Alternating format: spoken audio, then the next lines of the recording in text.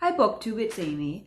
So I've got nothing significant to report on in terms of Friday reads this week. So I thought I would just do a quick video and talk about something that arrived in the mail as a gift and something that I'm planning to do next.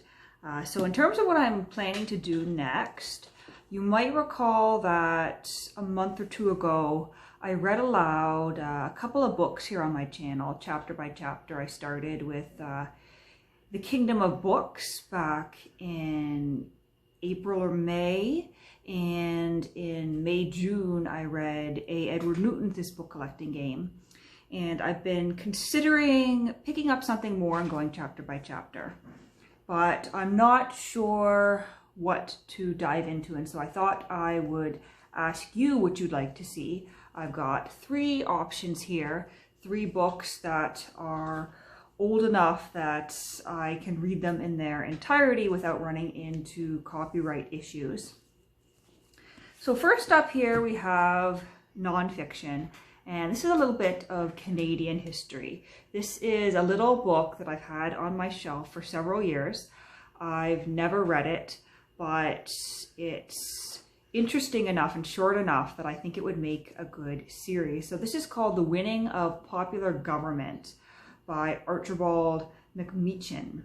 And this is part of something called the Chronicles of Canada series, published by Glasgow Brook and Company in Toronto. And I'm going to admit, the boards of this book, the cover and the spine, are largely what led me to purchase it about 4 years ago.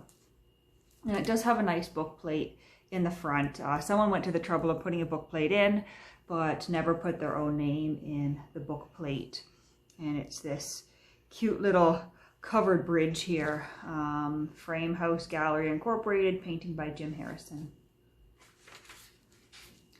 And so this was published in, let me just double check here, 1916. And it's going to talk about, I believe, some of the events around the year 1837. And so it's a little work of history talking about Lord Durham and how Canada came to have popular government, responsible popular government. So if you're interested in that, do let me know. The second option is this that I purchased a month or so back. And this, haven't read this one either, but this is Byways Among English Books by Cyril Davenport. And this is another books about books, very much in line with the last 2 read aloud series that I did. And so we've got chapters in here titled Collectors and Collecting, Printed Engraved Books, Bindings in Leather, Gold and Silver, Illustrated Books, Miniature Books, Horn Books, Book Stamps, Book Plates. And so this is published in 1927. And so that would be more on books about books, or we can take another route and try out fiction. So I have here a novel called Better Dead by J.M. Barrie, the author of Peter Pan. And this is his first published novel. And I've not read this one either.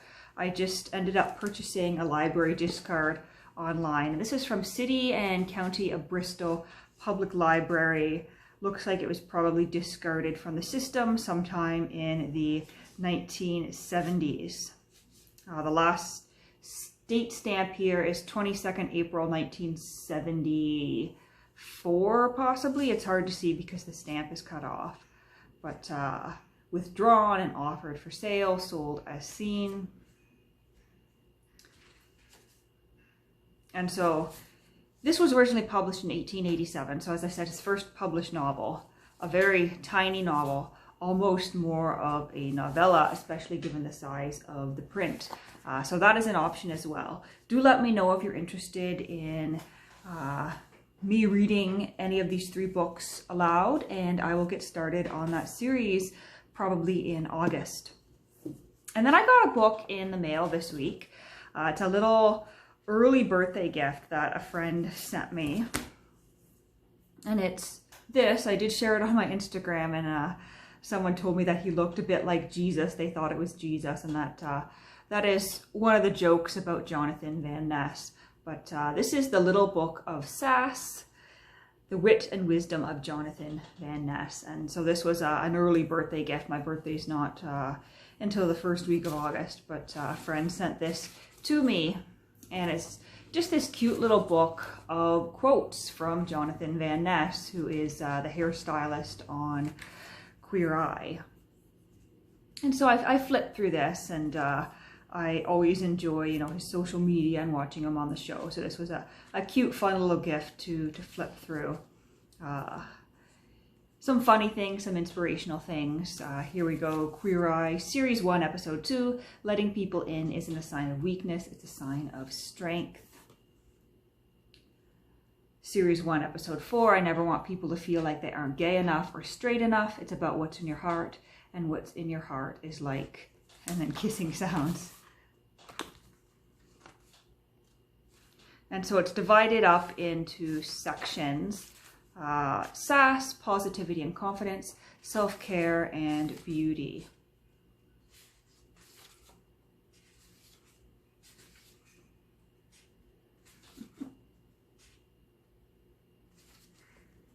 Yeah, so that's a fun little book.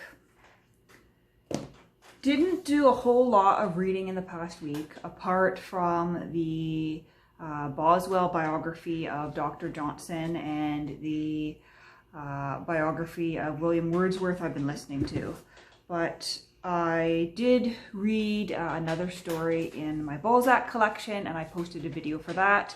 This coming week I'm going to be reading A Daughter of Eve, and this one does come with a preface. Doesn't tell me who the preface is by, but hopefully with a little bit of searching I can find that out.